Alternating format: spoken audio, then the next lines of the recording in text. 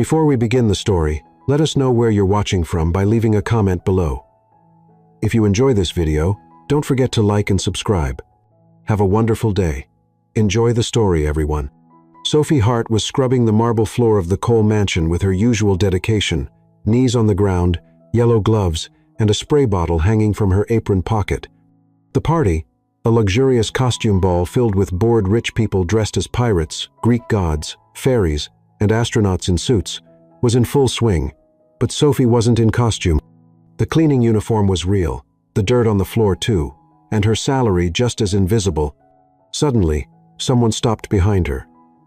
Shiny Italian shoes, a glass of champagne, an expensive cologne, and a deep voice. Wow, such realism. You're really taking this cleaning lady role seriously, huh? Sophie slowly stood up, turning on her heels with the mop in hand.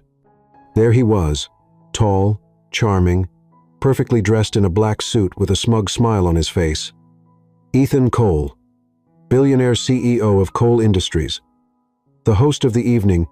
She looked at him for a moment and realized he thought she was a guest dressed as a cleaning lady. Sophie raised an eyebrow, held back a laugh, and played along. Well, I do like to really get into character. That wine stain in the corner nearly brought me to tears. Ethan laughed, clearly enjoying what he thought was a performance. You're definitely the most original guest here. Everyone came in expensive costumes, and you brought a broom. Yeah, I had to fight the gardener for the best costume. Luckily, I won the coin toss, she replied sarcastically, leaning on the mop like it was a sword. I'm impressed, really. You even got down on the floor. That's dedication. Thanks. My next act involves battling a possessed vacuum cleaner. It's going to be thrilling. He laughed out loud. You're hilarious. How come I've never seen you at one of these events before? Sophie gave a sly smile. Oh, I usually come in through the back. Mysterious, too. Wow, I'm starting to think you're the best part of this party. She tilted her head dramatically. And you're the billionaire who thinks he's complimenting a cleaning lady in costume. A second of silence. Ethan blinked, confused, laughed again, and said, Okay, you're good. You almost had me fooled. Almost, huh? She said with a wink. Imagine if it were true. What a twist. He offered her the glass of champagne. Care for a toast, Miss Hart? Sophie Hart? Seriously. That sounds like a spy's name. Now it's perfect. Cleaning lady costume with a secret agent name. Sophie chuckled and accepted the glass with an exaggerated, almost comical gesture. She knew it was all a misunderstanding. But for the first time in a long while, she was actually having fun. And for the first time in a long while, someone looked at her without judgment, even if it was by mistake. They kept talking among the colorful lights, the ridiculous costumes, and the free laughter. Sophie not lying but also not telling the full truth. Ethan charmed by the spontaneity of the mystery guest. Deep down, she knew the illusion wouldn't last long. But at that moment, dancing with a stranger billionaire with the spray bottle still clipped to her apron. Sophie chose to live the moment, just for one night. The next morning, while social media buzzed with photos of extravagant costumes and videos of celebrities tripping over their superhero capes, Sophie Hart was on her knees again, but now scrubbing the floor of the small kitchen in the trailer she shared with her mother. The same movement as the night before, but now without lights, without music, without champagne, and without confusion involving billionaires, just the smell of bleach, cold coffee in the sink, and overdue bills held to the fridge with a magnet that said, Smile. God loves you. Sophie was 23, but life had already placed more weight on her shoulders than on many adults, 3 times her age. Daughter of Margaret Hart, a former teacher retired due to disability after a stroke, Sophie had learned early to do whatever it took to keep their home, or rather, their trailer running. Her father disappeared when she was 8, a car accident with no witnesses and lots of questions the police never solved. The pain just stayed, locked away like a box in the back of a closet. But Sophie was never one to feel sorry for herself for long. While other girls collected shoes, Sophie collected cleaning cloths with names. Her favorite was Matilda, the toughest one. While some dreamed of traveling the world, she dreamed of taking an interior design course. But for now, She was content rearranging the trailer furniture on weekends, moving the armchair like it was a bold artistic revolution. She worked for a company called Prime Shine Events, a cleaning crew that specialized in high-end events. Working there meant polishing more shine than grime and hearing more ridiculous requests than genuine compliments. But Sophie had one advantage none of the others did. She knew how to laugh. She laughed at the situations, at the clients, at the do not touch signs in the marble bathrooms. She even laughed at her own life, maybe so she wouldn't cry. And maybe that's why, on that night at the costume party, even kneeling with a mop in hand, she didn't get offended when a billionaire mistook her for a VIP guest. In fact, she thought it was funny. The world was so absurd sometimes that if someone wanted to believe her life was a stage play, why not let them? That same morning, she had made oatmeal for her mom, sat at the plastic kitchen table, and told her the whole story, laughing between spoonfuls. "You should have seen it, Mom. The richest guy at the party, praising me for mopping the floor with such passion, said I was really getting into character. I almost gave myself the award for Best Dramatic Janitor in Hollywood." Margaret, who had trouble speaking but smiled with all her love, just murmured, "And you let him believe that?" Sophie shrugged. "Well, I didn't lie. I just didn't correct him. He thought I was a guest. Fine by me. I just can't fall in love, right? Those stories only work in telenovelas." But deep down, something in her had changed. It was like, for the first time in a long time, someone had truly seen Sophie, even if it was by mistake. Sometimes the soul just needs a moment of illusion to start remembering its worth. That same Sophie, who danced in the hall to the sound of jazz, laughing at herself and leaving a billionaire curious, was still the one who came home and sorted the recycling with labeled bins. But something had awakened in her that night. And who was there to notice? Only a certain mutt named Buddy, who she adopted after finding him abandoned near a fancy restaurant that threw out food like the world was only hungry for appearances. Buddy was her quiet companion during thoughtful moments, and that afternoon, lying on the worn-out couch with Buddy snoring on the rug, she whispered, "Imagine. Buddy, if he found out the truth." The dog let out a long sigh. Sophie did too, then she laughed. "He'd probably run off to wash his hands. Huh? Bet he's never held a mop in his life. Probably thinks disinfectant comes in a wine bottle." And then the phone rang. "Hello, Sophie Hart. This is Cole Industries. Mr. Ethan Cole asked if you could come to the office tomorrow at 9 o'clock. M. He'd like to speak with you in person." Sophie went silent. She looked at Buddy. The dog opened one eye, scratched his ear, and lay back down. She cleared her throat. "Just one question. Does he know who I am?" "He only said it was urgent, and that if your second performance is as good as the first, he'd have an offer for you." She hung up, stood still, then looked at her reflection in the metal spoon. "Okay, either he's going to fire me from a job I don't even have or hire me for something even more ridiculous." Buddy barked. Sophie got up.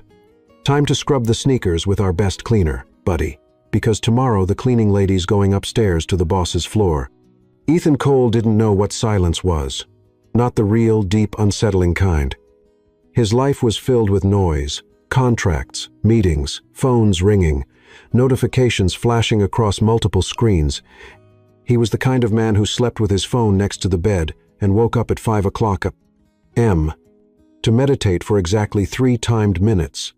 CEO of Cole Industries, a holding company with branches in tech, construction, events, and, ironically, even industrial cleaning. His schedule was blocked into 15-minute chunks.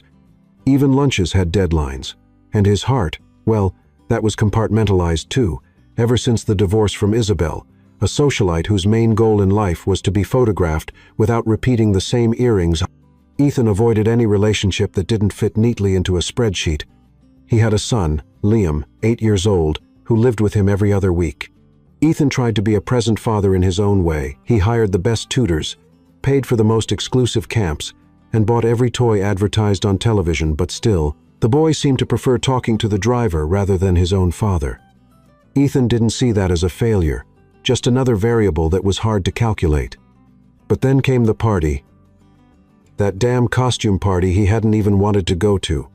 His business partner insisted to keep up appearances with investors and sponsors of the city's new architectural project. Ethan showed up dressed like a secret agent on a business mission, basically just himself, but with a fake lapel pin and a smile more forced than usual. He was bored, surrounded by people in feathers, sequins, and champagne spilling all over floors that probably cost more than a new car. That's when he saw her, a woman crouched in the middle of the ballroom, cleaning up a wine stain with the kind of focus you'd expect from someone winning an award. And what did he think? Fantastic. A guest who really takes realism seriously. There was something about her, not in an exaggerated beauty way, though she was beautiful in a very natural kind of way. Her features were bright, her cheeks flushed, and her eyes had this look, like they were laughing at the world, even when she was serious. It was something else. It was her presence. The way she didn't seem to be trying to impress anyone, as if she just didn't care, like she belonged there in her own way. That's why he walked over, why he called her dedicated, impressive, and assumed she was an actress or some kind of performance artist hired to entertain the guests. And that's why he was drawn to her, even if he didn't quite know why. She laughed at his jokes, teased him back. She was witty without being rude, smart without trying to prove anything. She told him her name, Sophie Hart, and he remembered it like it was some precious secret. But the next morning, reality came knocking. The video of their conversation had already gone viral. Billionaire flirts with real cleaning lady at elite party. Just a misunderstanding or an unlikely romance? TikTok exploded over the hilarious moment between CEO and cleaning staff, and the comments were a storm of theories, jokes, and public humiliation for Ethan. For the first time in years, he found himself vulnerable to public opinion. And for a man like him, that was the ultimate sin. But instead of pushing him away, it pulled him closer because when he rewatched the video, something became clear. She knew. Sophie knew he'd mistaken her for a guest, and instead of correcting him, she played along with style, with irony, with confidence. And if there was one thing Ethan Cole respected, maybe even more than money, it was authenticity and courage. So that morning, he called his personal assistant, find out who Sophie Hart is, where she works. I want her at the headquarters tomorrow at 9 o'clock. Under what reason, sir? Tell her I have an offer, one she won't want to refuse. He hung up, and for the first time in a long while, he stood by the window of his building, looking out at the city he helped build and wondering where she might fit in the puzzle. The next day, Sophie walked into Cole Industries wearing her best jeans, some old sneakers she cleaned with a toothbrush, and a turtleneck she borrowed from her neighbor. She tied her hair up in a messy bun and put on strawberry-colored lipstick because, you never know, she thought. The lobby was big enough to host a basketball game with room left over for a wedding elegant receptionists, modern art, security everywhere. Sophie swallowed hard but kept her head up. I'm here to see Mr. Cole, she told the receptionist, who looked her up and down. Name, Sophie Hart. He's expecting me. They were the longest 10 minutes of her life before she was called to go up. Ethan Cole met her in a glass room on the 42nd floor, panoramic city view, air conditioning cold enough to freeze emotions, and there he was, standing with his hands in his pockets. Sophie Hart, Ethan Cole said. She matched his formal tone. Nice to see you again, with less confetti and more concrete this time. He laughed. You surprised me, and that doesn't happen often. Must be a gift all cleaning ladies have in disguise. Or maybe the talent of women who know how to handle the unexpected. Silence, but not the awkward kind, a curious kind of silence. He stepped closer. I want to make you an offer. I saw how you handled the situation. Off script. That's rare, anywhere, especially in the corporate world. If it involves cracking jokes about mops during meetings, I'm in. Actually, I want you to leave the creative setup of our new company, building the whole space, a modern, functional, accessible concept. You'd have full creative freedom. Her eyes widened. Are you serious? Very. And I'll pay you 5 times what you make cleaning ballrooms. What if I tell you I've never done anything like that before? Then I'd say the best people are the ones who start doing what they love even before anyone pays them for it. Sophie crossed her arms, thinking, so now you're trying to turn a cleaning lady into a luxury designer. Is that it? I want to see what happens when real talent is put in the right place. She looked straight at the man in front of her, wealthy, powerful, cold on the outside, but with a spark in his eyes she hadn't seen at the party. Sophie smiled. "All right, but just so you know, my favorite color palette is anything that doesn't stain easily." Ethan held out his hand. "Welcome to the project." She shook it firmly, and in that handshake, two completely different worlds really started to collide, no longer by accident, but by choice. On her first day as a temporary creative consultant, Sophie Hart arrived at the coal industry's headquarters with courage on her face and fear tucked deep in her backpack. Ethan had placed her under the supervision of the project's lead architect, a Frenchman named Antoine, who spoke more with his hands than with his mouth. "You're the cleaning decorator?" he asked, wrinkling his nose like he'd smelled a dirty rag. Sophie took a deep breath and answered with her best defense: sarcasm. "Yes, but don't worry, I only decorate using vinegar and baking soda." Antoine huffed, but Ethan walked into the room and, with a simple nod, silenced the Frenchman like he had remote control. "She reports directly to me." "But, Mr. Cole, with all due respect, she has no formal training, and you have no common sense. See, we all have our talents." Sophie held back a laugh, but inside, she was keeping score. Little by little, she began to move through the new office floors, offering simple, effective ideas that surprised the suits. Plants in the hallways to bring warmth, modular desks to avoid isolation, neutral colors with pops of orange because no one can fall asleep with orange flashing on the walls, she said. But with every step forward came the whispers. Some employees recognized her from the viral party video. Others just gave her dismissive looks. "That's the mop girl, the boss's favorite. There's probably some kind of deal going on." Sophie heard it all and hid behind the same smile she'd worn since she was 12, when her mother used to say, "The world will treat you like trash. It's up to you to decide if you'll shine."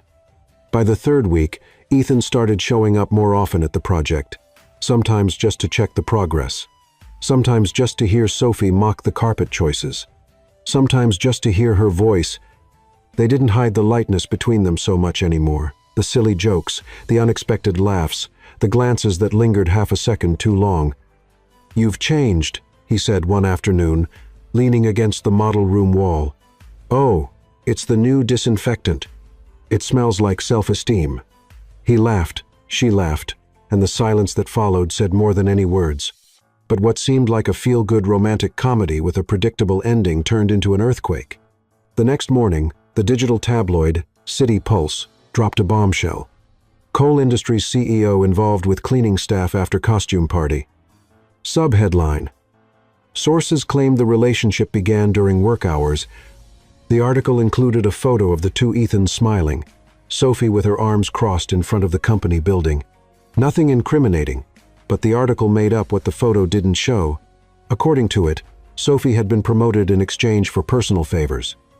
There were anonymous quotes from employees, nasty theories, vicious insinuations in the comments. Another one who climbed the ladder with a mop, cleaning lady with VIP talent. The boss's new love must be a love for drama. Sophie read it all, with wide eyes and frozen hands. The first thing she did was rush to Ethan's office. "Did you see this?" He looked up from his tablet and nodded, way too calm. "Well, Sue. Sue, that's what you have to say. Do you know what this is going to do to me? To you. Sophie, this is a direct attack on my reputation." She went quiet for a moment, like she'd just been punched in the stomach. "Oh, I see. Your reputation. You're being attacked too." "No, I'm being crushed. You'll go to a meeting with your lawyer. I'll go back to being the cleaning lady who got too ambitious." Ethan stood and stepped closer. "That's not how I see it." "No? Then tell me, did you ever think about telling people you hired me because you saw talent? Or did you just let them think I'm a distraction?" He didn't answer, and this time, the silence screamed louder than any scandal. Sophie walked out. She took the stairs down all 42 floors. At the bottom, she saw her face on a newsstand, smiling next to Ethan. Caption: Beauty and Cleaning. Cole's New Love. On the sidewalk, reporters crowded around cameras, microphones, questions without filters. "Sophie, were you really a cleaner? How did you get that job? Are you dating the boss? She covered her face with her hand and ran not home, not to work. She ran anywhere that felt far away from that plastic world. Meanwhile, at Ethan's penthouse, his personal assistant asked, "Would you like PR to release a statement saying Miss Hart isn't part of the company?" He thought for a few seconds, then replied coldly, "No. Don't say anything. Let the story die." But what he didn't realize was that by staying silent, he ended up confirming the lie. And Sophie found out, not from the news, but from someone she trusted. The company's receptionist, Mrs. Ellis, found her the next afternoon, sitting on the trailer steps, holding a glass of milk with swollen eyes. He didn't say a word. "Dear." Nothing, as if you didn't exist. Sophie gripped the glass tightly, swallowed her pain, and said, "It's okay. I've been invisible before. I just forgot how it felt." The city didn't stop, and neither did Sophie Hart. Even though every part of her wanted to lie down, wrap herself in a blanket, and shut out the world, Sophie knew one thing: shame doesn't pay the bills. So, 2 days after the scandal, she put on her best button-up blouse, the one without bleach stains, fixed her bun on top of her head, and stepped out of the trailer, walking as confidently as she could fake. "Where are you going, sweetheart?" her mother asked with a weak voice. "To take my name back." And that's exactly what she did. She didn't go back to the coal industry's headquarters. She didn't talk to reporters. She didn't look for Ethan. Sophie went straight to the one place where she'd always felt valued. Her neighborhood community, the community center where she volunteered teaching home organization on Tuesdays, Mrs. Clara's store where she helped redesign the window displays using recycled materials, the small library where she sorted children's books. There, no one called her the undercover janitor or the scandal star. There, she was just Sophie, and that was enough. But fate, with its own sense of humor, was just getting started. While she was rearranging children's books at the community center, a man in a navy blue suit walked in. "Are you Sophie Hart?" She slowly turned around. The man held a folder and a nervous smile. "I'm from Beacon Press. I saw your interview on the community channel yesterday." "Interview?" "Yes. A lady with blue hair spoke with you and recorded the whole thing. The part where you said, 'I don't need a badge to prove my worth. I create my own opportunities, even if it's with tape and creativity.'" Sophie's eyes widened. That had been a casual chat with Mrs. Clara, not an interview. It ended up online. It went viral. And, honestly, you spoke better than most influencers out there. "I'd like to talk to you about writing a monthly column, something like urban survival design." "M40. Sophie almost knocked over a stack of books. "You want me to write? We want more than that. We want your perspective, your creativity, your story." She smiled for the first time since the scandal. She felt alive again, and that was just the beginning. Week 1. Sophie launches her column. The article, "How to Decorate for Under $50 and Still Impress Your Mother-in-Law," breaks view records. Week 2. A local television show invites her for a weekly segment. She shares tips like reusing cans, fixing up furniture with old fabric, and making scented candles from orange peels. Week 3. An influencer reposts one of her quotes, "Being poor isn't ugly. What's ugly is treating those with less like they're invisible."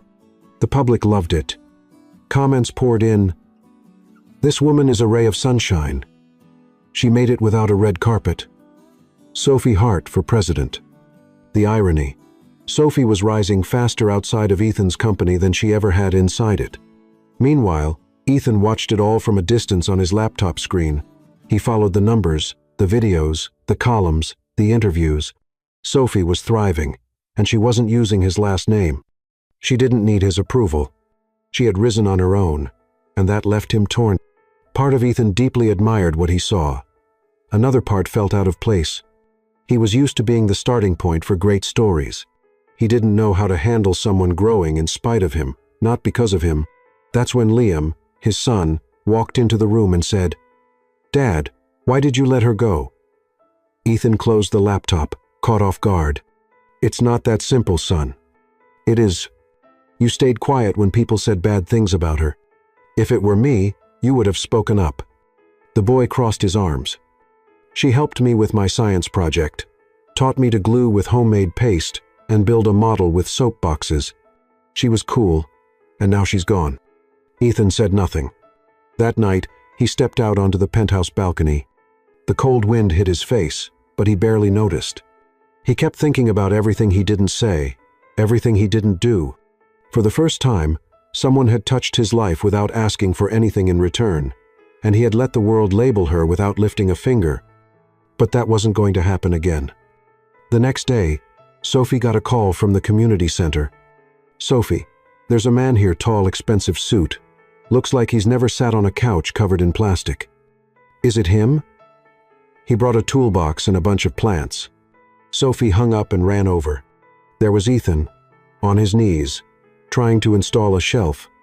He was sweating buckets, had a scratch on his arm, and looked like he'd cursed every screw in the store. "What are you doing?" she asked, stunned. "Trying to make things right with nails and plants. Is it working?" She crossed her arms, looking at the mess around him. "You brought ferns to a community building?" "I thought it would give the place a more tropical feel." She laughed. So did he. "Well, I don't know if ferns fix hurt feelings, but for the effort, you earn a point. 1 point out of how many? Out of 1,000. Great, only 999 to go." Sophie shook her head, but deep down, she knew Ethan Cole was trying. No speech, no spotlight in his awkward way. He was really trying, and she was ready to see where that might lead. Ethan Cole was never the kind of man who bent easily, not to competition, not to feelings. All his life, he believed vulnerability was a risk, and any sign of weakness was an invitation to fall. So, he built walls. High, cold, impenetrable. He preferred numbers over people, meetings over dates, contracts over conversations, until Sophie Hart walked into his life like a storm disguised as a breeze. Since the scandal, a lot had changed. But what surprised Ethan wasn't how much people were talking about Sophie. It was how he couldn't stop thinking about her. Her gestures, her clever remarks, the way she handled chaos with humor. It was like she had shown him a whole new world, one where being genuine mattered more than appearances. Sophie, on the other hand, stood strong after being thrown into the eye of the public storm. She could have disappeared, but she didn't. She showed up in the most authentic way she could. She went back to her community, restarted projects with kids and retired women, redecorated the local library with hand-painted produce boxes, and used what she had: talent, strength, and courage. The world noticed. Local papers started calling for interviews. YouTube channels wanted to know more about the woman who overcame prejudice with creativity and humor. One comment she made, recorded accidentally by a friend during a casual chat, went viral. "If the world sees me as a cleaner, that's fine." What it forgets is that a cleaner also decorates, organizes, and transforms. That sentence spread like wildfire, and it was enough to change the course of her story. Ethan watched all of this from a distance, and the more he saw Sophie shine, the more he realized he might never have truly understood what it meant to have value. Because she, without needing anything from him, was showing everyone and herself that she had always possessed something precious: dignity. And the difference now was that the world was finally paying attention. Sophie didn't want to see Ethan again. It still hurt to remember his silence when she needed him the most. But then, out of nowhere, he started showing up. At first quietly, a note left at the community center with a potted plant. "For the architect of hope." Then in person, sleeves rolled up, sweating while trying to install crooked shelves. It was ridiculous, and also genuinely sweet. She could have told him to leave, but she didn't. Because deep down, something about that clumsy attempt to fix with actions what couldn't be fixed with words touched her heart. They began seeing each other more. No labels, no promises. She organized charity sales. He showed up with quiet donations.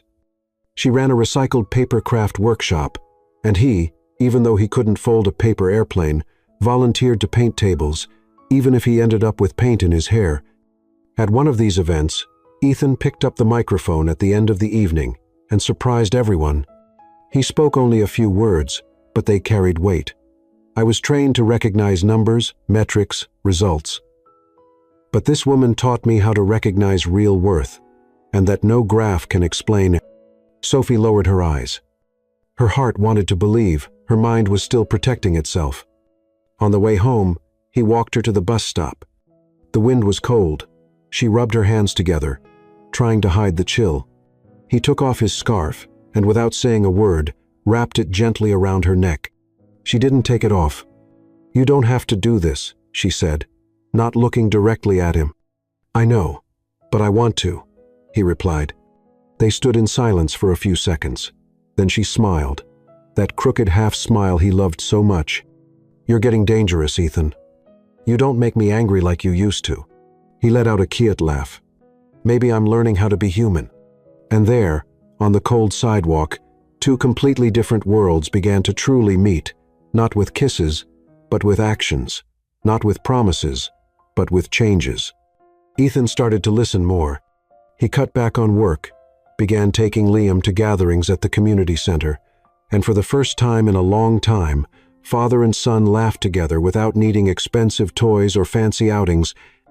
Everything was simple and so powerful. Sophie changed too. She started to trust again, to let herself laugh more, to share fears, dreams, even plans. Little by little, the image of the distant billionaire was replaced by the image of a man who tries. The transformation wasn't about her becoming more refined or him becoming an average guy. It was about finding common ground where respect, affection, and honesty were more important than social differences. One afternoon, while they were setting up a workshop for recycled toys, Liam came up to Sophie and said, "With the kind of honesty only a child can have, you're the coolest person I've ever met. You don't even seem like a grown-up." Sophie smiled, crouching down to look him in the eyes. "And you're the smartest boy in the world. Just don't tell your dad, or he'll get jealous." Liam laughed, and Ethan, listening from a distance, smiled quietly. That night at home, he found a printed photo from the costume party video. Sophie kneeling, spray bottle in hand, badge hanging from her neck, himself laughing, unaware of the mistake he was making. He placed the photo in a picture frame. Beside it, he added a handwritten note she had given him long ago. "If you want to find me, I'll be where simple things still matter." Ethan held the frame with both hands. He had bought companies, built skyscrapers, won awards, but now all he wanted was to learn how to live in that world of simple things where Sophie Hart reigned without needing a throne. Because sometimes, you have to lose control to find what really matters. And in that moment, he knew if there was still a chance with her, he wouldn't let it slip away. The auditorium lights were mostly off, except for a warm spotlight on the stage where Sophie was arranging recycled glass vases and lamps made from ice cream containers. That evening's event would be the city's first big community exhibit on sustainable design. Her idea, brought to life with the help of dozens of volunteers and neighborhood kids. It felt strange being there, strange and wonderful. A space that once seemed reserved for the wealthy and powerful was now filled with plastic chairs, paper streamers, and drawings taped to the walls. And even though it was simple, the place was packed. Journalists, mothers with their kids, small business owners, everyone wanted to see the work of the girl who started with a mop and became a symbol of creativity. Ethan arrived 10 minutes before it started, no bodyguards, no entourage, just him, wearing a light shirt, dress pants without a jacket, and a look that said he wasn't quite sure how he felt. He sat in the back row, watching Sophie on stage with the focus of someone watching a play. He saw her adjust the banner that read, "Creative Exhibit," "Handmade," kneel to place a sculpture made of bent silverware, and smile at a child running down the aisle with a drawing in hand. Then the lights came on fully, the audience clapped, and Sophie stepped to the center of the stage with a microphone. Her voice, though steady, carried emotion. "Good evening. First, if you came here expecting a fancy event with a cocktail bar and live music, I'm sorry to disappoint. But if you came looking for inspiration, real stories, and ideas that fit both your budget and your heart, then yes, you're in the right place." The audience laughed, the kind of laugh that hides admiration. Sophie continued, "Everything you see here was made with discarded materials and with something you can't buy in any store, the desire to make a difference. I don't have a design degree. I've never been called an influencer. But I've learned that sometimes what we do with what we have is more powerful than what we buy with what's left over." The audience clapped again, louder this time. Ethan swallowed hard. In that moment, he saw it clearly. Sophie no longer needed his approval. She didn't depend on his validation or anyone else's. The world was finally seeing what he had been too afraid to admit. She was extraordinary, and he had been too small when it mattered most. The event continued with children's performances, short behind-the-scenes videos, and a special moment when Sophie invited some of the residents who helped build the project to join her on stage. Each one shared their story. A 70-year-old woman talked about how she learned to dream again. A former house painter showed his artwork made with leftover paint found in the trash. A teenage girl who nearly dropped out of school spoke about how Sophie encouraged her to turn her old notebooks into art. There was no background music or special effects, but each story hit straight in the heart, the kind of hit that changes you, that wakes you up. After nearly 2 hours, people started saying goodbye. Sophie, tired but happy, sat at the edge of the stage, kicked off her tight shoes, and rubbed her aching feet. That's when she heard footsteps approaching. She looked down the center aisle, and there he was. Ethan, serious. His eyes steady, fearless, something different. Something more open. She sighed but didn't get up. "Came to see if I'm really good with glass and hot glue?" she asked, not quite looking at him. "No, I came to see with my own eyes what was already obvious. You've built something far greater than anything I've ever done." She gave a faint smile. "Good to know. Now all that's left is for you to say that out loud when people claim I got ahead because of your name. You rose because you were never afraid to start from the bottom," he said, stepping closer. "And I was afraid to be seen with you in public, afraid of looking weak, afraid of what people would say. And in that fear, I lost myself." Sophie looked up. Her eyes were bright, but there was no bitterness in them, just tiredness and a trace of hope. "You left me alone when I needed you most, Ethan. And just because you're standing here now, saying all the right things, doesn't mean it all disappears." He nodded. "I know. I'm not here to ask for forgiveness. I'm here to ask for a chance to do things differently, to prove it with actions, not words." "Actions like what?" "Like this." He pulled something from the inside pocket of his shirt and held it out to her. A laminated document. Sophie took it and read it. It was a land transfer contract for a property on the outskirts of the city. At the bottom of the page, her name. "What is this?" "A donation for you to build your own community development center, the Sophie Hart Project. Independent from me. No ties to coal industries, just yours." She stayed silent for a long moment. "You're really willing to give this up without putting your name on it? You're the one who taught me the difference between getting credit and having purpose." She closed her eyes for a second. When she opened them, he was still there, standing, waiting, vulnerable. Sophie stepped off the stage slowly, stood face to face with him. "You took a long time to get here." "I know." She held the contract, took a deep breath, then said, "Listen to me, Ethan. I don't want flowers or speeches. If you want to stand by me, you'll have to sit on the floor with the kids, glue paper with flour paste, and walk around with glitter on your forehead from time to time. Deal? And no sending a driver, okay? Around here, we ride in the back of Mrs. Vera's truck when we need to." "Got it." I once held Steve on my lap in a 3-star Uber. "I think I can handle Vera." Sophie smiled, a soft, clear smile, the kind that closes one chapter and opens another. There, between recycled planters and paper flags, under lights she had hung with nylon thread, Ethan and Sophie took their first real step, not a step back into the past, but one toward what they could build together, with dirty hands, feet on the ground, and hearts wide open.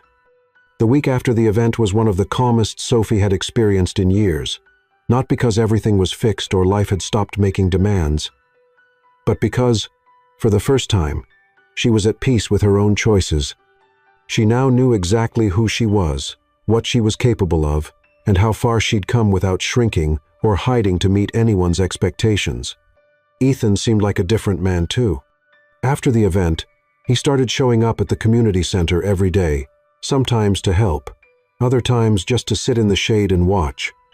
He watched the children laugh, the older women painting walls, the teens turning soda cans into lamps, but most of all, he watched Sophie. It was as if seeing that world through her eyes made him more human. One ordinary Saturday, Ethan showed up earlier than usual. Sophie was still sweeping the main hall when she saw him walk in with Liam by his side. The boy was holding a large box with a big red bow. "We brought reinforcements," Ethan said, as Liam stepped forward with the excitement of someone about to reveal a secret. "This is for you," the boy announced. "We made it together." Sophie slowly opened the box. Inside, a miniature model of the new community center Ethan had donated, with every detail crafted from cardboard, held together with tape and love. She smiled, holding back tears. "Liam, this is amazing. Dad helped with the measurements, but the rooftop garden was my idea." Ethan cleared his throat, a little awkward. "She asked for something green. I just added things up." Sophie knelt down to hug the boy, her heart warming. "You should consider a career in architecture." "Only if you're my client," he replied, eyes shining. That afternoon, they spent hours building and rebuilding little spaces with toy blocks. Ethan, his suit jacket flung over the back of a chair, helped Liam glue windows onto the model, while Sophie poured lemonade into an old thermos. It was a simple moment, quiet, homely, but somehow full of meaning. There they were, the billionaire, the former cleaning lady, and the bright-hearted boy, unknowingly building something that felt a lot like a family. Sophie still kept her feet on the ground. She knew real life wasn't a fairy tale, but it was hard not to imagine a future filled with what-ifs. What if this lasted? What if he really was changing? What if, this time, a happy ending was actually possible? But every calm carries a hidden cloud, and that one arrived on Monday. While organizing some papers at the makeshift reception desk, Sophie received an envelope with no return address, thick paper, sealed with red wax. When she opened it, she found a court summons. The building Ethan had donated was being contested by Isabel, his ex-wife. She claimed the donation violated their divorce agreement and that half of Ethan's assets were still under review before being transferred. Sophie read it again and again. The words blurred before her eyes, but the message was clear. The community center was now part of a legal dispute. Ethan arrived 30 minutes later and found her standing in the hallway, the envelope still in her hand. "You knew about this?" she asked directly. He frowned, took the paper, and read it right there. His face hardened. "No, this is Isabel's doing. She can't stand that I made a decision without her. But you should have seen this coming. You knew it could be a problem. Why didn't you warn me? Because I didn't think she'd go after this. She didn't just go after the project, Ethan. She went after me, again. And once again, you stayed silent until it was too late." He stepped closer, trying to keep his voice calm. "I'll fix this. I have the best lawyers. This will be undone. And in the meantime, the school we were setting up here, the class that starts next week, are we supposed to wait for the paperwork to sign off on hope?" Ethan didn't respond. He knew she was right, not for donating the building, but for not protecting her from the legal fallout. "If you really want to be part of this, Ethan, you need to stop treating the world like it's your chessboard. Around here, we play with broken pieces. And still, we win." He lowered his eyes, swallowing his pride. "You're right. I always was, but now it hurts." That night, Sophie couldn't sleep. She thought about the center, the children, the elderly, the women who relied on that place as a space to grow and breathe. She thought about how her life had turned into an emotional roller coaster on shaky tracks. And she thought about him. The next day, Ethan came back, but this time he brought Liam and a folder. "This is the new contract. I spent the night with my lawyers. The building is now in the name of a new foundation, separate from me personally or legally. It's called the Heart Foundation. You're the president. I'm just a donor." Sophie took the folder, read it silently, then looked up. "You got me out of this." "No, I just stepped out of the way. Now it's all yours officially. Legally. With protection. The way it should have been from the start." She closed the folder, took a deep breath. "Thank you." Ethan took a step forward, then stopped. "I don't expect anything in return. Just keep doing what you do. The world needs it." Sophie nodded. But deep down, something inside her still trembled. Not everything was forgiven, but maybe it was starting to heal. The signed contract was still on the table at the community center when Sophie looked out the window and saw Ethan outside, sitting on a concrete bench with Liam next to him. They were both holding a bag of popcorn and seriously debating whether a rocket made from a plastic bottle could really fly. She wasn't in a hurry to join them, she just watched. For the first time, she looked at that man with the freedom of knowing that what they had now didn't depend on favors or debts. He wasn't the boss anymore. She wasn't the exception. They were just two people trying to find their rhythm in a world where nothing was predictable. Ethan laughed, really laughed, throwing his head back with his eyes closed. Liam nudged his arm, saying he didn't know anything about toy physics, and Ethan responded with an overly dramatic act of defeat, fallen to the side on the bench. Sophie came down the front steps without being seen. When she got closer, Liam was the first to notice. "Sophie, Dad says gravity doesn't apply to bottle rockets." "Well," she answered, crossing her arms, "he might be right. Some adults' egos also seem to float way above the clouds." Ethan pretended to be offended. Was that a jab at me? It was almost direct. Liam laughed out loud, tossing popcorn in the air and trying to catch it with his mouth. Right then, it felt like time had paused, like the world's clock had taken a generous break to let that unlikely trio create a memory. A good one, the kind you keep where it matters. Ethan invited the two of them on an outing the next weekend. Not a fancy dinner or a social event, just a day outside the city at a fruit farm where visitors could pick what they wanted and pay by the pound. Sophie found the invite odd. "You, a billionaire, at a farm? You sure you won't collapse if the ground isn't paved?" she joked. "Only if I step on a worm and it yells out my social security number," he replied. And off they went. The day was clear, the sky wide open, like it rarely was that time of year. Liam ran through the rows of strawberry plants, his shirt already stained red within the first hour. Sophie wore a wide hat borrowed from Mrs. Clara and carried a wicker basket on her arm. Ethan, well, he wore boots bought just for the occasion and looked like he was trying hard to act natural, holding the basket with one hand and swatting bees with the other. But little by little, he relaxed. When Liam tripped and landed in a haystack, laughing at himself, Ethan didn't rush over worried. He sat next to him and laughed too.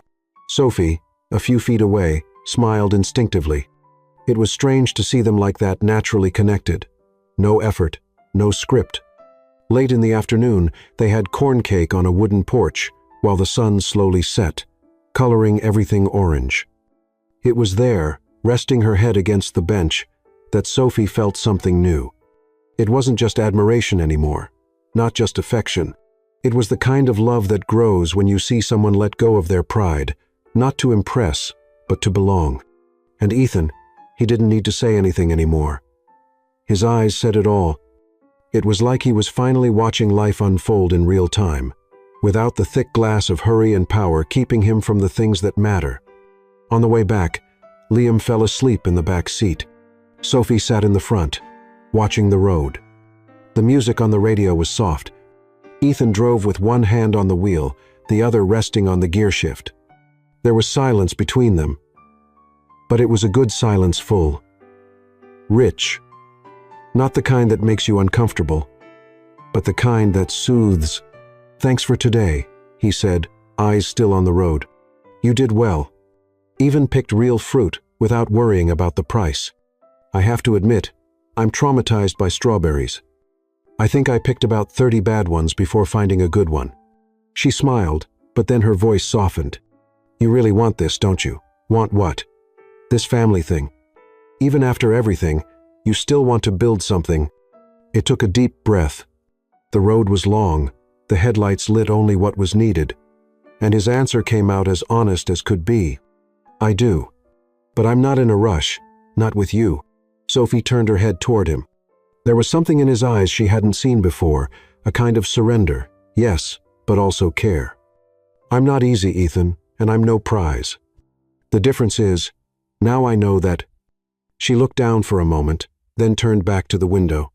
When they got to her place, Liam was still asleep. Ethan carried him in his arms to the trailer door.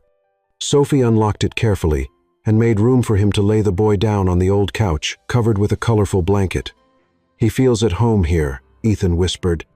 "It's because there's real love here," she replied. "And sandwich cookies hidden behind the flour." Ethan let out a soft laugh. "And me? Can I feel at home here too?" She looked at him. She almost didn't answer. She just nodded.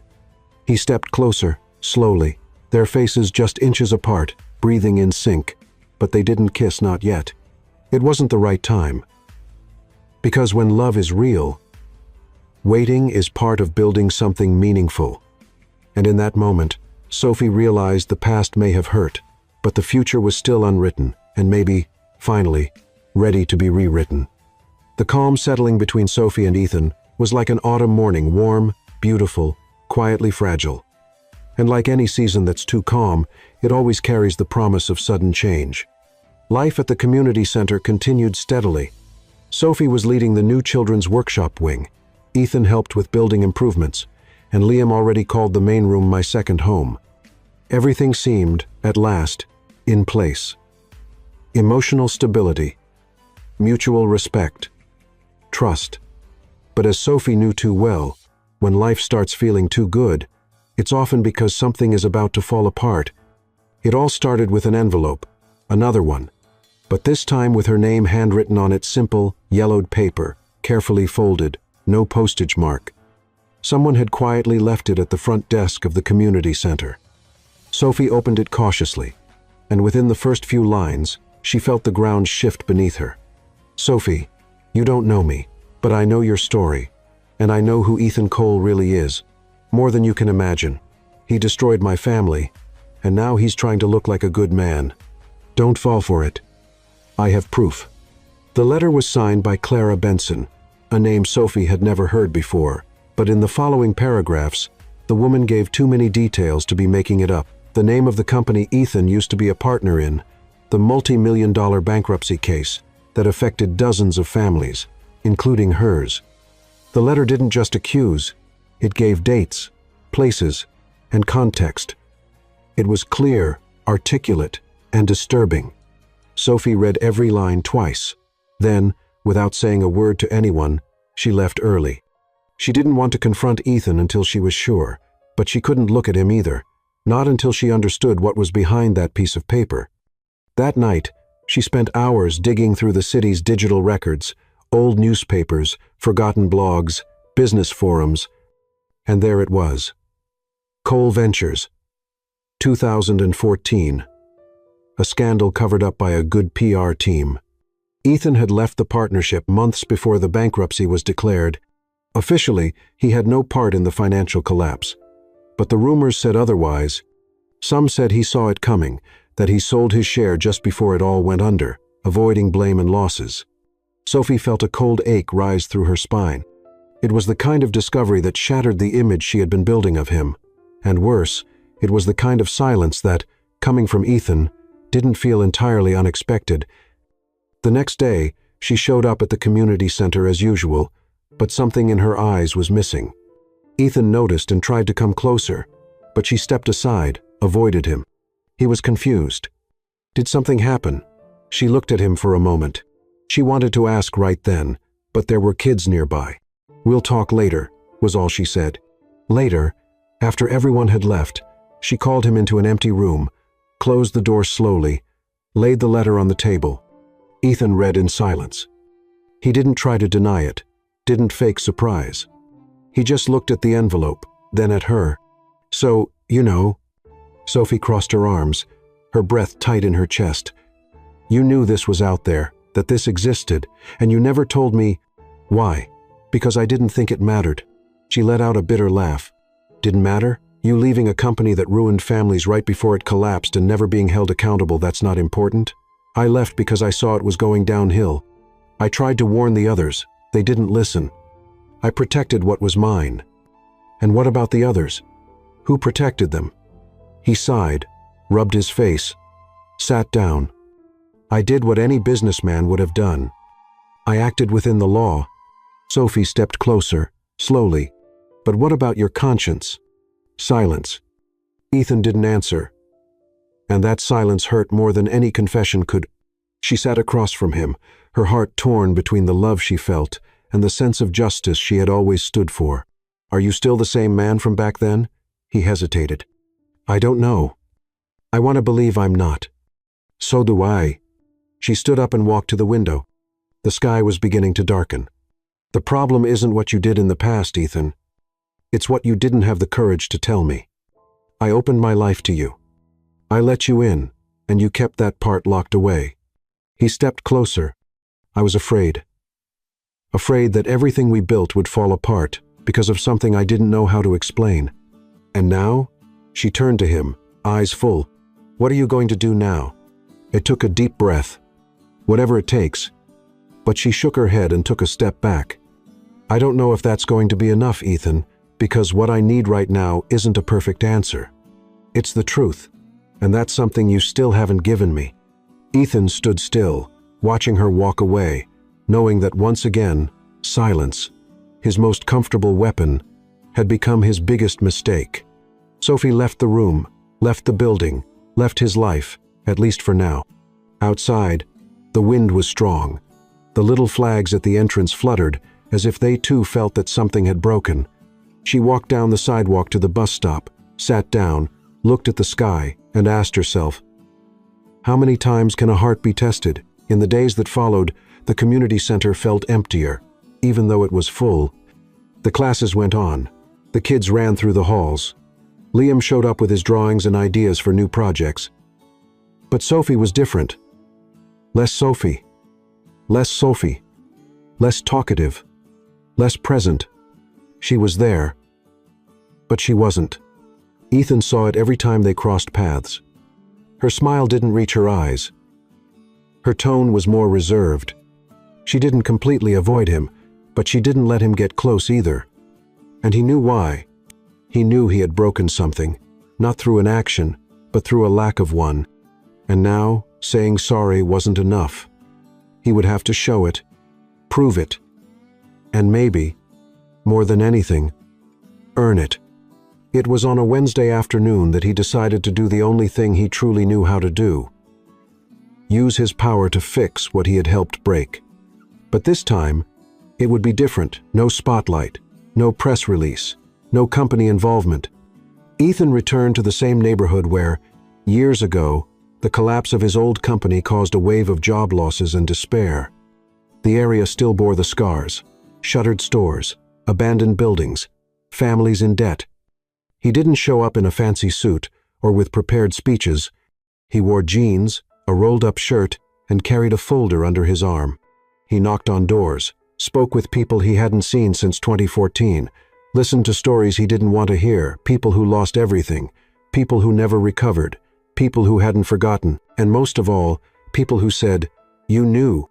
You just didn't want to get involved." He didn't argue. Not there. Not with them. He just listened, took notes, name by name, case by case. Then he went home and spent 2 full days with a legal team, reviewing old contracts, analyzing forgotten files, gathering everything that could still be fixed. Ethan Cole, the billionaire who used to outsource any emotional effort, was now personally creating a compensation fund with his own money, no tax benefits, no public campaign. The project got a name: Fresh Beginnings Fund. With that fund, former employees harmed by corporate missteps would have access to microloans, job retraining, subsidized housing, and counseling. Only after all that, only after having something real to offer, did Ethan go to see Sophie. She was in the back room, sorting donations. The box of clothes was heavier than it looked, but she carried it steadily. He stopped at the doorway, silent for a few seconds. "You don't give up easily, do you?" she said without looking up. "Not when it comes to you."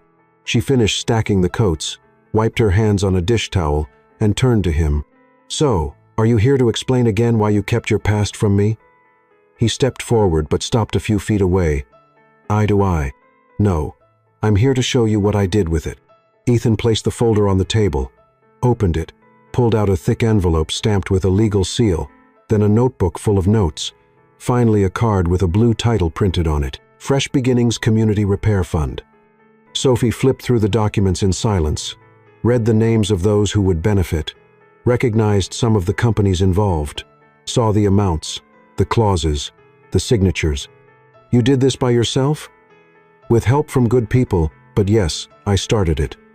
Because I needed to do what's right. Because even if the world never asked for it, my conscience always would. She didn't say anything, just kept flipping through the pages. Why now? Because it was only after I met you that I understood doing the right thing isn't just about avoiding what's wrong. It's about going as far as it takes to fix what we broke. She looked at him, her eyes softer now but still cautious, like someone who had been hurt before. And what do you expect from this, Ethan? A thank you? Forgiveness? He shook his head.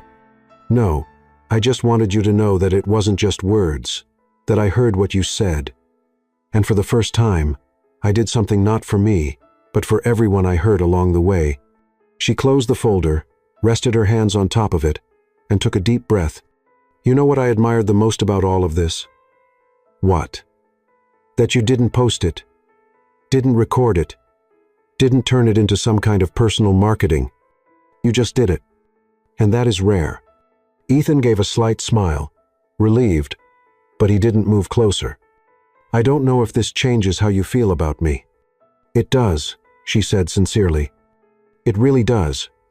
She took 2 steps forward until she was right in front of him, and with one hand, gently touched his chest. But it's still scary. He nodded. For me too. Sophie smiled for the first time in days, a shy, honest smile. Maybe we're still under construction. You've always liked transforming places, haven't you? Places, people, hearts. But I only stay if the foundation is solid. And is it now? She looked at him, at everything he represented, at everything he had done, and with a small nod she replied, It's starting to be. Ethan held Sophie's hand like someone holding something rare, not with force, but with intention.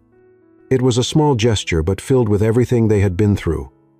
The doubts, the silences, the stumbles, the unspoken apologies. They stood there for a while without moving, without speaking, just feeling. Slowly, Sophie rested her head on his shoulder. That simple act brought a small, almost childlike smile to Ethan's face, as if he was afraid that even breathing too loud might ruin the moment. That night, he didn't leave, not that he stayed in a romantic sense. It wasn't that kind of staying. He simply remained, sitting on the porch of the community center, talking with her under the clear sky, the two of them sharing a bottle of iced tea and old stories. Sophie talked about her father who disappeared when she was a little girl, how she learned to fix the trailer's plumbing by herself, using online tutorials, and the time she cried in secret because a teacher told her she would never go far wearing a janitor's uniform. Ethan listened like someone listening to a song they don't want to end, and for the first time, he shared details he'd never told anyone.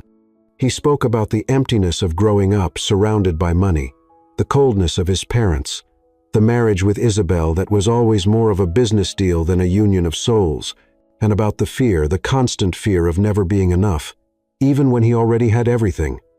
It was there, between shared stories and comforting silences, that their love took on new depth. It wasn't that enchanted love of curious glances or clumsy flirting anymore. It was a mature love, aware, committed. The next day, Liam showed up, holding a big piece of poster board. I want to show you my new project, he announced, smiling. It was a large, colorful drawing where he, Sophie, and Ethan were standing side by side in front of a house with a red roof and a dog, clearly Buddy, jumping in the yard. This is our house for when you get married. Sophie's eyes widened in surprise. Ethan cleared his throat, trying to hide his reaction. Oh, yeah, she asked, trying to stay light. Liam nodded, very sure of himself. I've already decided you two belong together, and I like you, Sophie, more than the other girlfriends Dad had before. You're different. You listen. You don't treat me like a silly kid. Ethan didn't say anything, but Sophie noticed him swallow hard. Liam looked at both of them and added, So, when's the wedding? Sophie and Ethan looked at each other, surprised by the boy's honesty, but also touched. It wasn't pressure. It was a pure wish, childish. Yes, but true. Sophie knelt down so she was at his eye level. Well, that's something we need to talk about carefully, you know? It takes time, planning. But you already love each other, don't you?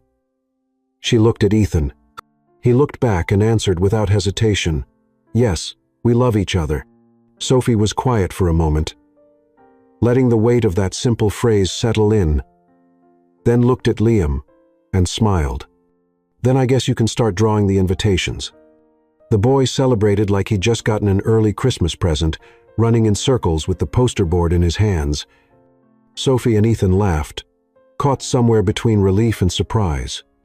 After that, everything started falling into place with an ease that felt almost magical.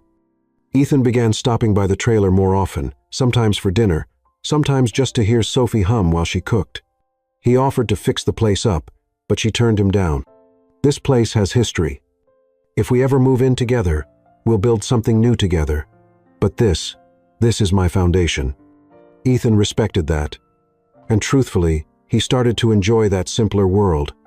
He learned how to use real tools, fixed an old cabinet with the help of one of Liam's videos, and even burned the rice trying to surprise Sophie with lunch. They no longer needed grand gestures. They were connected through the little things, the small acts, the presents. One Friday night, Ethan took her for a walk through a botanical garden that only opened at night on special occasions. Lanterns lit the trails, and the scent of the flowers was strong in the air. At the end of the path, there was a small glass greenhouse with benches inside. A simple arrangement awaited them. Daisies, Sophie's favorite. She smiled when she saw it, then turned to him. All this just to propose to me, Ethan Cole? He smiled too, but he didn't answer. Instead, he pulled a small box from his pocket and opened it, revealing a delicate ring with a small blue stone, the same shade as her eyes. No, this is just to show you how much you mean to me. The proposal, that comes later. She picked up the ring carefully, like someone holding something far more precious than jewelry. It's beautiful. It's you. She hugged him right there, tightly, fully, sincerely, and as they stayed there, surrounded by flowers, soft lights, and the silence only full hearts can create, one thing became clear. The worst was behind them. What they had now was a future. On a cloudy Monday morning, Sophie arrived early at the community center to set up for the new gardening class with the kids. It was a normal day, just like many others since peace had settled in again, or so it seemed. Liam ran up to her with his backpack open, pulling out drawings with seeds glued to wet cotton. Ethan was supposed to come later to help paint the flower pots. Sophie had her gloves on, hands in the soil, when the phone rang. It was Laura, one of the assistants at Cole Industries. "Sophie, is Ethan with you?" "No. He said he'd be here around 10 o'clock. "Why?" On the other end, Laura's voice was urgent. He was in a car accident on his way to the office. Sophie froze for a moment. The world seemed to slow down. "What do you mean? Is he okay?" "He's conscious, but he was taken to the hospital. It was raining heavily, and the car hydroplaned. He swerved to avoid another vehicle. The crash was bad." Sophie hung up before hearing the rest. She dropped everything, asked Mrs. Clara to watch Liam, and ran. The streets felt longer, louder, farther away. In the taxi, she shook fear, uncertainty, the memory of everything she had already lost in life. It all came back at once, like someone had forced open the door to a locked room. She arrived at the hospital, heart racing, asked at the front desk, was taken to the second floor.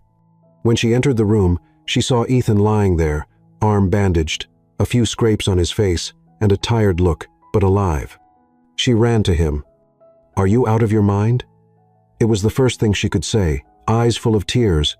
"Wasn't it enough to almost lose you once? Now you want to scare me to death?" Ethan gave a weak smile. "I wanted to see you this morning. I was going to bring you coffee and cheese bread from that place you love. And you thought you needed to flip a car for that. Just wanted to speed up the surprise." She held his hand tightly, sat on the edge of the bed, took a deep breath. "When they called me, for a second, I thought I was going to lose you again. And I realized I'm not ready for that." He turned to look at her, his gaze intense even through the pain. "Sophie, marry me." She blinked. What? No flowers, no new ring, no garden lights, just here, with the smell of antiseptic and hospital air. But honest, you and me. The realest way possible. Sophie felt her chest tighten, and then she opened up. Are you sure you're really going to propose, all banged up and with messy hair? Well, now I have an excuse if you say no. I can blame the concussion. She laughed, tears running down her face. Yes, Ethan, yes, but not just because you asked now. Yes, because I already said yes a while ago. I just needed you to be the man you are today. He breathed a sigh of relief and smiled. At that moment, Liam ran into the room with a new drawing in hand. Did you guys get married? Sophie and Ethan looked at each other. We did, she said, right here. Liam climbed up on the bed carefully, hugging them both. Now we're officially a trio. Ethan laughed, even through the pain. Sophie rested her head on his shoulder, and there, in room 208 of an ordinary hospital, no decorations, no flowers, no music, what many would call the most important moment of their lives was born, not because of the proposal, but because, for the first time, there was no doubt. They belonged to each other, and they were ready to build whatever came next together. Time seemed to move differently after that day in the hospital. Ethan needed 2 weeks of rest because of a fractured arm, but he didn't let that pull him away from his routine. In fact, he started showing up even more at the community center, now with Liam always by his side and almost always holding Sophie's hand. If the bond between the three had been beautiful before, now it was clearly unbreakable. It wasn't just the accident that had changed something, it was the certainty. When fear knocked on the door, Sophie realized she couldn't imagine life without him anymore. And Ethan, for the first time, stopped trying to control time, the future, and all the possibilities. He simply chose to live. I don't want a wedding in a 5-star hotel, Sophie said one afternoon while they were organizing paperwork on the center's porch. And you won't have one, Ethan replied with a smile, unless the hotel accepts payment in recycled flower pots and Liam's drawings. She laughed without hesitation. I want something that's ours, something with meaning, something that fits who we are. And that's how they decided the wedding would be held in the backyard of the community center, with sunflowers planted by the kids, little flags made from leftover paper, and chairs borrowed from neighbors. Ethan refused to rent an expensive suit. He wanted to wear a simple light linen shirt that matched Sophie's dress. Also simple, sewn by Mrs. Clara and carefully altered by one of the sewing students. Liam took charge of the invitations, making each one by hand with colored pencils and glitter, a lot of glitter. He invited school friends, the supermarket security guard, the lady who sold candy on the corner, and even the bus driver who passed Sophie's trailer every morning. It's a wedding, he said. Everybody needs to know real love exists. And it truly did. On the big day, the sun came out shyly, the kind of light that doesn't burn, just warms. The children ran through the yard, holding baskets with paper petals. Buddy, the dog, wore a little blue bow tie because, according to Liam, every best man should look sharp. Sophie walked slowly between the rows of chairs. Her white dress was light, with lace details on the shoulders and a simple ribbon around the waist. Her hair was in its usual messy bun, but with a small flower on the left side, a touch from Liam. People stood up. Ethan stood at the improvised altar, barely able to hold back his smile. He wore the light linen shirt, beige pants, and eyes that sparkled. He had never looked so calm, so complete. As Sophie reached him, he held out his hand. You look beautiful, he whispered. You're alive, she replied, which is already a miracle on its own. Everyone laughed. The ceremony was heartfelt but light, with no over-the-top moments. A neighbor from the community, who was also a pastor, led the vows with warmth and simplicity. Love that starts on the ground, literally with a mop in hand, can grow to be the strongest of all, because it's already proven it can survive the dust, the stumbles, and even the falls. Ethan and Sophie, you are proof that love doesn't need luxury, only truth. Liam brought the rings. They were in a small box he made himself from recycled wood, with S+E carved in with the tip of a compass. Ethan slid the ring onto Sophie's finger with a steady look. I promise to be the man you've taught me to be and to love you with the same respect you gave me, even when I didn't deserve it." Sophie, with slightly shaking hands, placed the ring on Ethan's finger. "I promise to laugh with you, grow with you, and keep telling you the truth, even when you don't want to hear it." The guests applauded, Buddy barked, the kids tossed the petals, and their kiss came naturally, like everything between them real, strong, and sincere. The reception was a mix of celebration and community. There was a cake with a lopsided top, soda in plastic cups, music played by a local guitarist, and plenty of dancing in the middle of the yard. Liam gave a speech, handwritten and with a few made-up words, saying that now his life was a little more colorful and tasted like cornbread. "Sophie is my mom at heart, and now Dad has someone to tell him when he's wrong. I think that's important." Sophie cried. Ethan did too. At the end of the afternoon, when most of the guests had left, the three of them sat together on the steps of the community center, barefoot, holding hands. "You know," Sophie said, watching the sky change colors, "sometimes I still feel like I'm dreaming." Ethan glanced at her. "I dreamed about you for a long time. I just didn't know you had a name, and a messy bun, and a mop," she added, laughing, "especially the mop." Liam, lying with his head resting on both their laps, looked up at the sky and whispered, "Do you think I'll love like that one day too?" Sophie and Ethan looked at each other.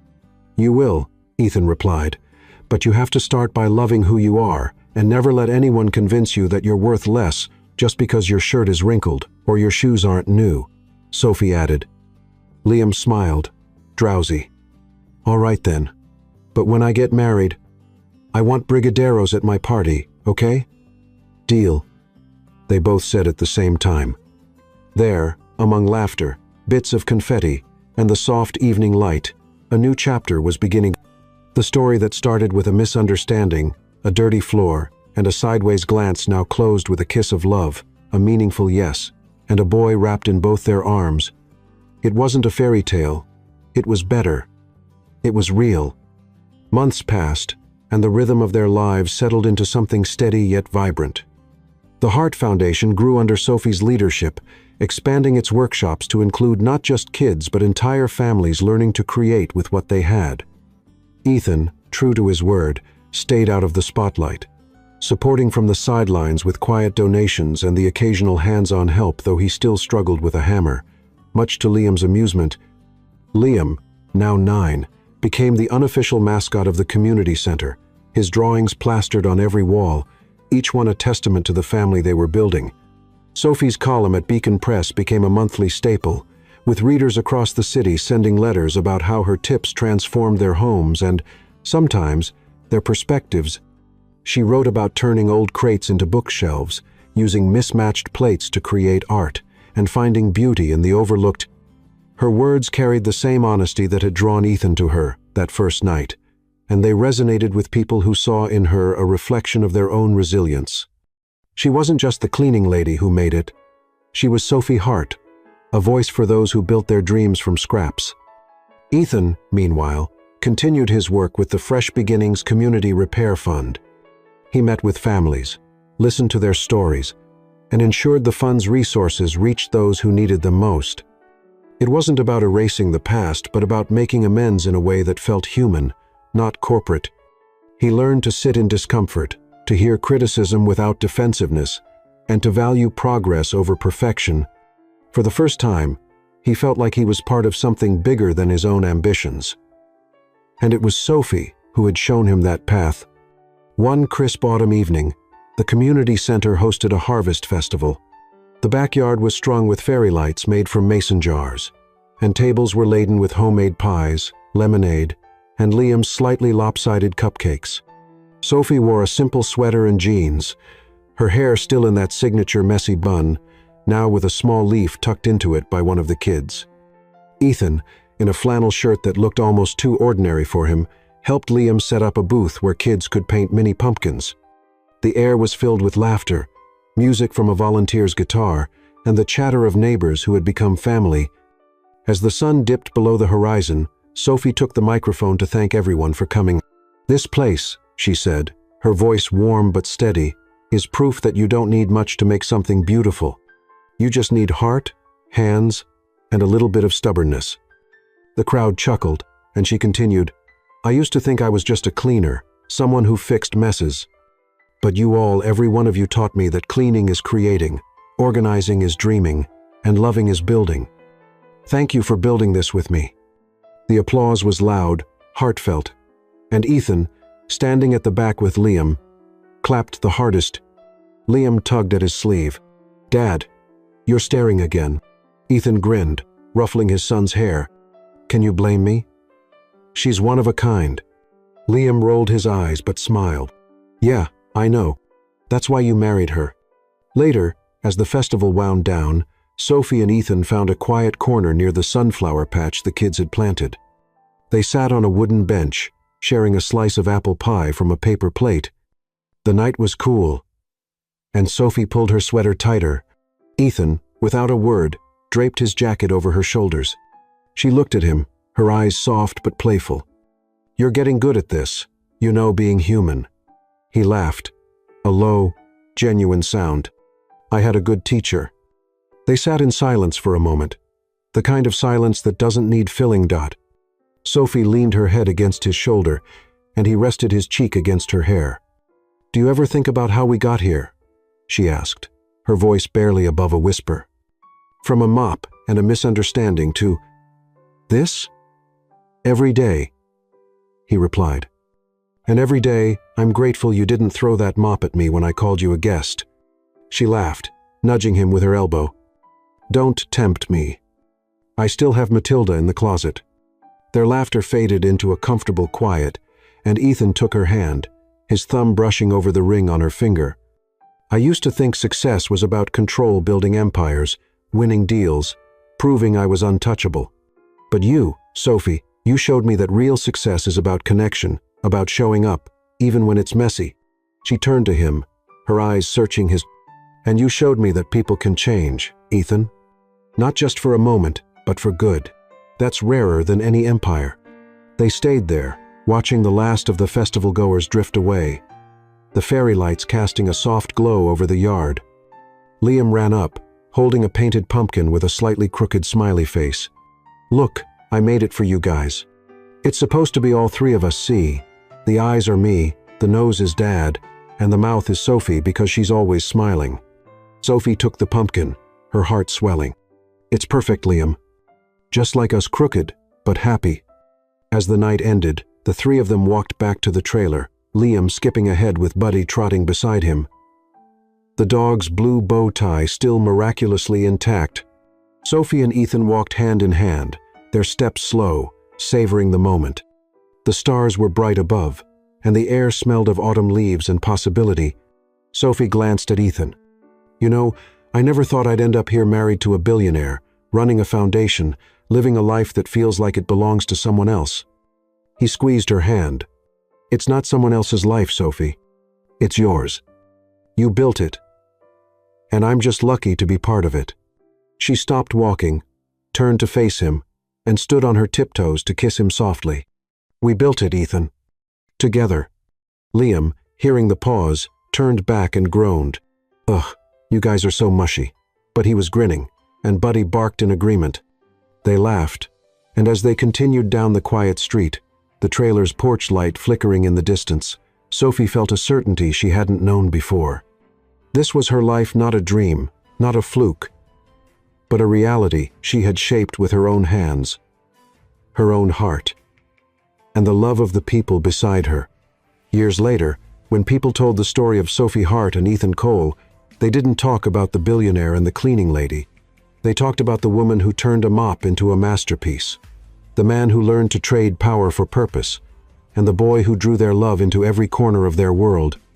It was a story of mistakes and redemption, of messes and miracles, of two people who found each other not because they were perfect, but because they were willing to try. And in the end, that was what made it extraordinary, not the wealth, not the fame, but the simple, stubborn, beautiful truth that love, when it's real, can build anything.